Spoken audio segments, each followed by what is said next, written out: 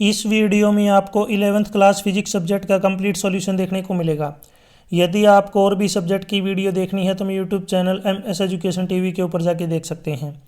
यदि आपको PDF download करनी है तो नीचे कोने में वेबसाइट दी हुई है, इस वेबसाइट से जाके आप डाउनलोड कर सकते हैं। सबसे पहले देखिए instructions. All questions are compulsory. Questions 1 to 9 carry 1 mark each. Questions 10 to 12 carry 2 marks each. Questions 13-14 carry 3 marks each. Question 15 ये आपका केस स्टडी क्वेश्चन है, carry 4 marks. Question 16-17 carry 5 marks each. First question, the number of significant figure in 0.007 metre square. आपको इसके अंदर significant figure बतानी है, ये है 1। ऑप्शन डी राइट है। Question 2, A car is moving with a uniform velocity 60 kilometre per our, what is the acceleration. तो इसमें यूनिफॉर्म वेलोसिटी दी गई है, तो इसमें जो एक्सेलरेशन होगी 0 kilometre per hour square. Option A right है। Question 3, which of the following is essential characteristic of a projectile. तो इसमें एसेंशियल करेक्टरिस्टिक क्या है, initial velocity incline to horizontal. Option B right है। नेक्स्ट है question 4, the recoil of cannon after firing is due to. ये होता है Newton's third law of motion, यानी कि every action have equal and opposite reaction. Question 5, SI unit of power is. Power की SI unit क्या है, vote. आप मुझे कमेंट सेक्शन में बताएंगे पावर की जगह यहाँ पे अपने पास फोर्स होता, फोर्स की SI यूनिट क्या होती है, कमेंट सेक्शन में इसका आंसर दें। Question 6, the physical quantity having same unit as that of torque. Torque के समान सेम जो फिजिकल क्वांटिटी कौन सी है जिसकी सेम यूनिट होती है, वर्क की। Question 7, relate torque and angular momentum. यहाँ पे आपको रिलेट करना है टॉर्क का, तो टॉर्क हो जाएगा dl/dt। Torque is equal to dl/dt। dl का मतलब है momentum. Question 8, how much is the magnitude of unit vector. Unit vector का मैग्नीट्यूड क्या होता है, 1। क्वेश्चन 9, ये आपका असर्शन रीजन क्वेश्चन दिया गया है, यानी कि अभिकथन कारण आधारित प्रश्न। इसमें अपने पास असर्शन है, the speed of planet increase when it comes closer to the sun and vice versa. तो पहली स्टेटमेंट क्या है, true, right.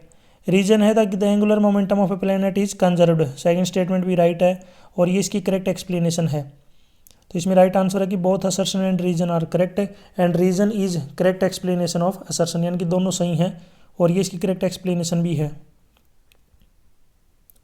Question 10, check the dimensional validity of S is equal to ut plus half at square where symbols have their usual meaning in reference to uniformly accelerated motion।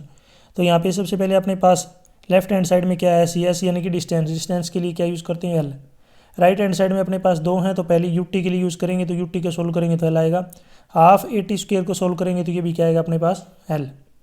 अब left right दोनों को add करेंगे तो length is equal to length.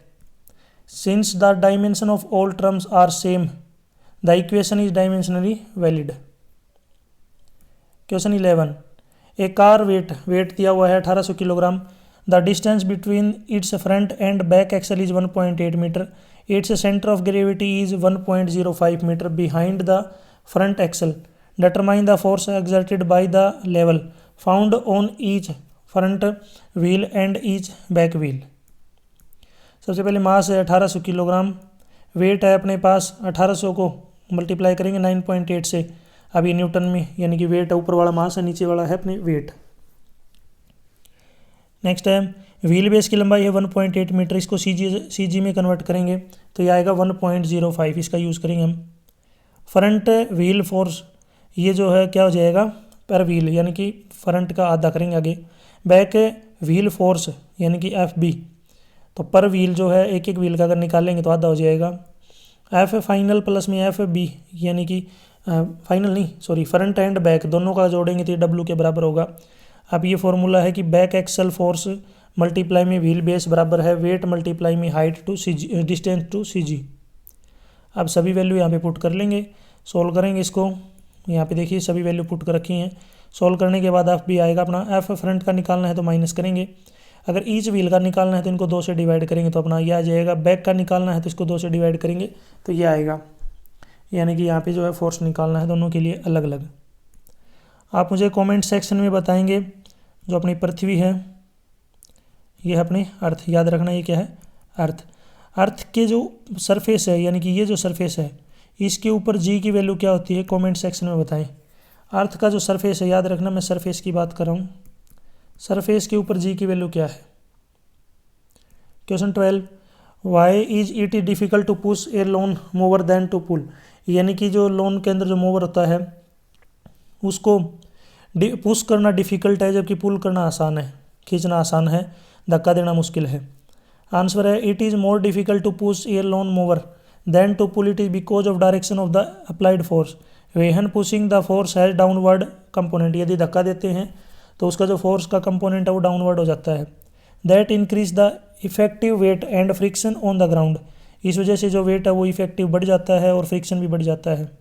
When pulling the force has to upward momentum component that reduce the effective weight and friction making the mover easier to move। अगर हम उसको पुल करते हैं तो उसका जो कंपोनेंट होगा फोर्स का वो ऊपर की तरफ हो जाएगा, वेट डिक्रीज हो जाएगा, फ्रिक्शन भी डिक्रीज होगा। Question 13, state and prove work energy theorem, इसको प्रूव करना है। The work done by the net force on a body is equal to the change in its kinetic energy, यानी कि W net है, ये हमें प्रूव करना है। Delta kinetic energy final minus में initial is equal to half m square minus half m u square. अब यहाँ पे देखिए प्रूफ स्टार्ट हो गया। By definition the work done by a constant net force, constant net force के लिए जो डब्ल्यू नेट होता है फोर्स नेट मल्टीप्लाई में एस।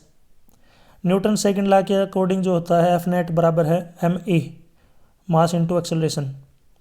अब दोनों को यहाँ पे आपस में जो यहाँ पे एफ दिया गया था एफ की जगह पे हमें रख लिया, हमने सोल्व कर लेंगे इसको। अब जो एक्सेलरेटेड मोशन होता है uniformly, third equation of motion, यहाँ पे इसका यूज़ करेंगे। यहाँ से ए एस निकाल लेंगे तो V square minus U square divide by 2 आएगा अपना। अब क्या करना है, जो सब्स्टिट्यूट करना है एक्सप्रेशन ऑफ ए एस जो है इसको यहाँ पे आपको जो ऊपर वाले में क्या कर देंगे, पुट कर देंगे। बस आपको इसको उठा के यहाँ पर ऊपर वाले में पुट करना है, क्योंकि एम ए एस का मतलब क्या है कि M A S M multiply A S, जो ए एस की वैल्यू है ये वाली यहाँ पे रखनी है और साथ में इसके क्या रहेगा एम। अब इसको सोल्व कर लेंगे, सोल्व करने के बाद अपने पास आ जाएगा, तो वर्क डन बराबर हो जाएगा change in kinetic energy, hence the work energy theorem is proved. इस प्रकार जो हम क्या कर सकते हैं, प्रूव। आप मुझे कमेंट सेक्शन में बताएंगे जो पानी की टंकी है, वाटर टैंक, इसके अंदर जो वाटर होता है, पानी है, उसके अंदर कौन सी एनर्जी होती है, कमेंट सेक्शन में ज़रूर बताएं। जो पानी है टंकी के अंदर है, पानी अभी स्टोर है टंकी के अंदर, तो स्टोर पानी के अंदर जो एनर्जी होती है वो कौन सी एनर्जी होती है, इसका आंसर मुझे कमेंट सेक्शन में ज़रूर दें और उसको फॉर्मूला भी बताएं ज़रूर। क्वेश्चन 14, डिफाइन करना है projectile. And aircraft executes a horizontal loop of radius 1000 metre with a steady speed of 900 kilometre per hour. Compare its centripetal acceleration with acceleration due to gravity. सबसे पहले बात करते हैं projectile. Projectile is a body thrown with initial velocity under gravity moving is in a curved path, यानी इस तरीके से कोई चीज़ को थ्रो करते हैं ऐसे। Radius of loop 1000 metre, speed of aircraft 900 kilometre per hour है, लेकिन इसको मीटर पर सेकंड में बदलेंगे तो इसको मल्टीप्लाई कर लेंगे किससे, 5/18 से। एक्सेलरेशन ड्यू टू ग्रेविटी है 9.8 metre per second square. Centripetal acceleration हो जाएगी वी स्क्वायर अपॉन में आर। अब इसको सोल्व करेंगे तो ये आएगा 62.5 metre per second square. Comparison करना है तो कंपैरिजन के लिए यहाँ पे रेशियो निकाल लेंगे, ए सी अपॉन में जी। अब इनको आपस में डिवाइड करेंगे, 62.5 डिवाइड बाई 9.8, सोल्व करने के बाद ये आएगा 6.38, या इसको लगभग हम 6.4 भी कह सकते हैं, कोई दिक्कत नहीं है। तो centripetal acceleration of aircraft is approximately 6.38 times the acceleration due to gravity. Question 15 ये आपका केस स्टडी क्वेश्चन दिया गया है यहाँ पे, इसको आपको पढ़ना है। इससे रिलेटेड फिर जो क्वेश्चन पूछे गए हैं उनके आंसर आपको देने हैं। तो एक बार वीडियो को पॉज करके यानी कि रोक करके एक बार आराम से आप इसको पढ़ लीजिए। अब इससे रिलेटेड फर्स्ट क्वेश्चन पूछा गया है, a cricket ball of mass 150 gram is moving with velocity of 12 metre per second and is hit by a bat so that the ball is turned back with a velocity of 20 metre per second. If the duration of contact between the ball and bat is 0.01 second, s का मतलब है second, the impulse of force is, आपको impulse बताना है, इसका force क्या होगा, ये हो जाएगा 4.8 न्यूटन सेकेंड। अब इसका नीचे यहाँ पे देखिए इस कैलकुलेशन का सॉल्यूशन दिया गया है। मास 150 ग्राम को किलोग्राम में बदलेंगे 0.15 kg।